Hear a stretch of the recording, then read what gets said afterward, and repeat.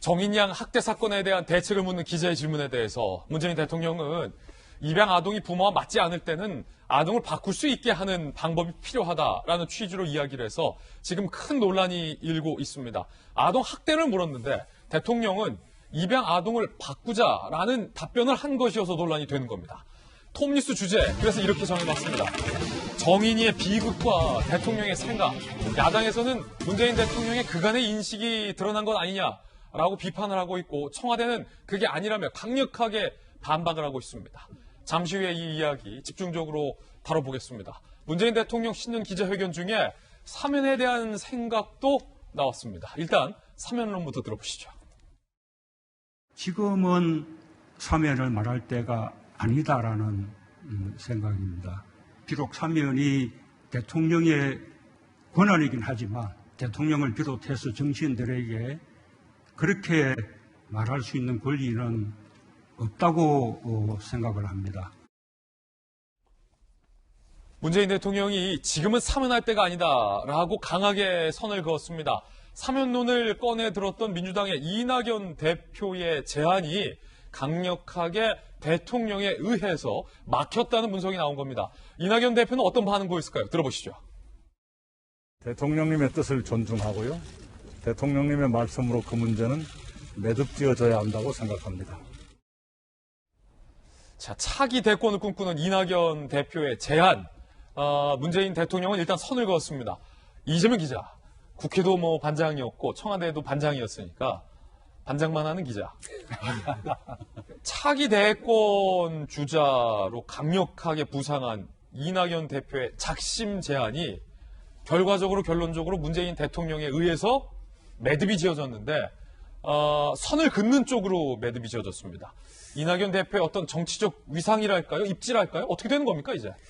어제 대통령 신년 기자회견에서 가장 관심 있는 내용이 바로 이 사면론에 대해서 어떻게 답변할까 했는데 사실상 누구도 다 예상을 했던 거죠. 사면론에 대해서 바로 뭐 사면하겠다 이렇게 말할 가능성은 없었다 이렇게 볼 수 있었고 결국은 이낙연 대표의 면을 어떻게 세워줄까 사실 여기에서 굉장히 관심이 많았던 건데 사실 어제 물론 뭐 이낙연 대표를 굉장히 궁지에 몰았다 이렇게 볼 수는 없지만 어쨌든 사면에 대해서 확실히 선을 그었죠.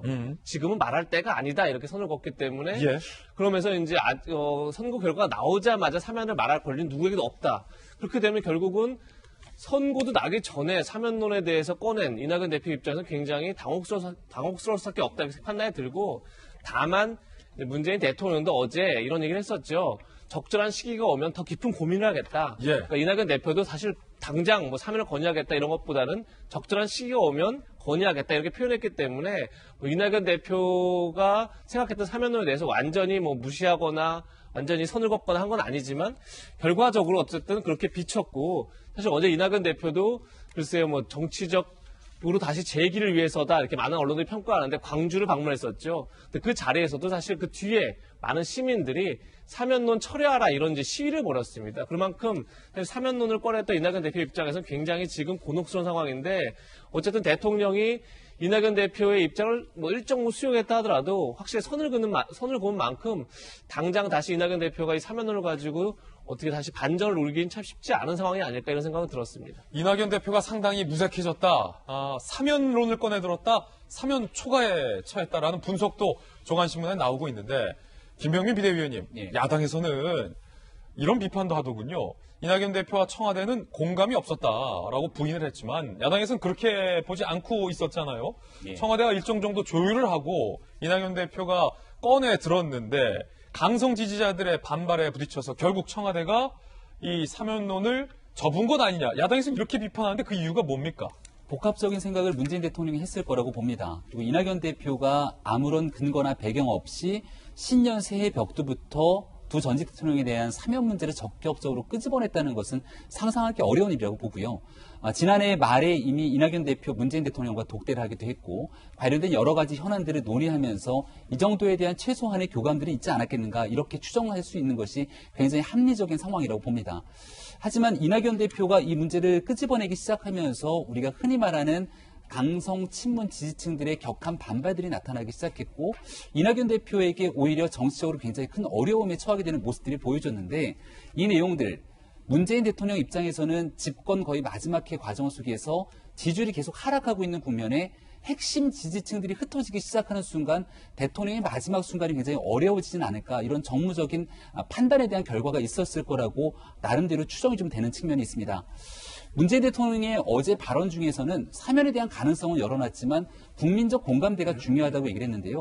아마 문재인 대통령 임기 마지막 순간에 가서도 두 전직 대통령에 대한 사면을 찬성하는 입장과 반대하는 입장이 굉장히 팽팽하게 부딪힐 공산이 큽니다. 중요한 건 이낙연 대표가 언급했던 것처럼 이 사면이라는 건 결국 국민 통합, 나와 생각이 다른 사람들까지도 다 품어낼 수 있게 하기 위한 대통령의 결단이 중요한 것인데, 이 국민 눈높이 뒤에 숨어서 대통령이 국민 통합을 위한 결단 끝까지 주저하는 것은 아닌가, 이런 생각이 들기 때문에 아마 마지막 순간까지 문재인 대통령이 우리 대한민국 국민들을 위해서 어떻게 통합에 나서게 될지 이 사면 문제도 진지하게 끝까지 숙고하기를 바랄 뿐입니다. 예.